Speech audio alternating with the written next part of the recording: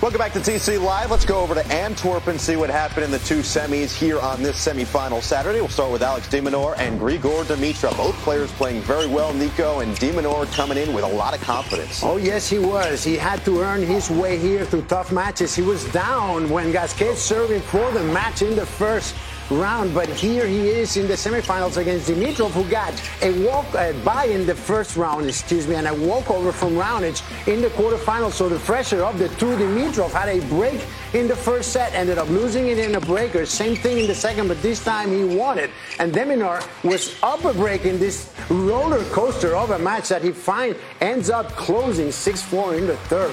One fantastic match in Antwerp. Very fast hardcourt. So de Minaur looking for his first title in 2020. He had a trio of them last year. As we move over to the second, it's Dan Evans and Hugo Humbert. Humbert won in Auckland this year, and this is the second set. 4 match points for Dan Evans, Nico. Well, Dan Evans was up 6-3 in this breaker and then had another match point at 7-6, but Humbert was very gutsy, played the right shots at the right time. The Frenchman, Hugo Humbert, you mentioned, won the first title this year, and he's nearing the top 20, playing some great level tennis off late.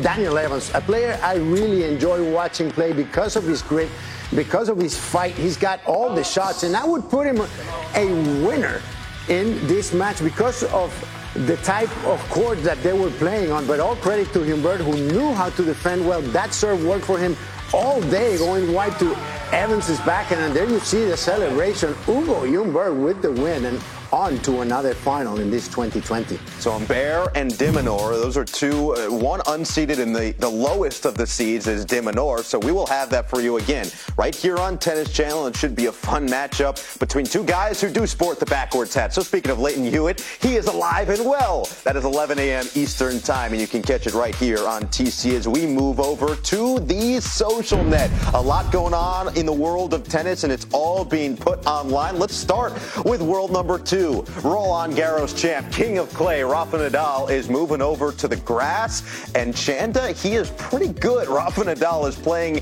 in a golf tournament right now in Mallorca, in his home country, in home city in Spain. And he's playing pretty well. Well, he's trying to take over everything to save some for other athletes. But it's phenomenal when you consider how great he is at tennis and this success. I mean, I hear he's pretty good. His handicap, is that how you say it? It's pretty low. You think his swing is similar to in tennis? Well, it's not, because look at what side he's on the ball. He's playing right-handed, Nico. Well, he hits his backhand. Take a look at the back elbow here. I'm no mastering golf, but he can smash that one because he is right-handed, as you mentioned, and that's where he gets the power from. But that's a backhand.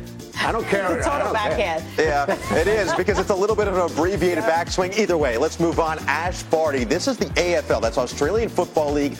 Australian football rules, and she is the one who's bringing the trophy up to the stage. And hey, she's bringing the trophy because she plays cricket, she plays golf. We know she can play that. If she played Aussie rules football, now that would really impress me. She can't do it, but she gives the trophy to the champs. That's well done.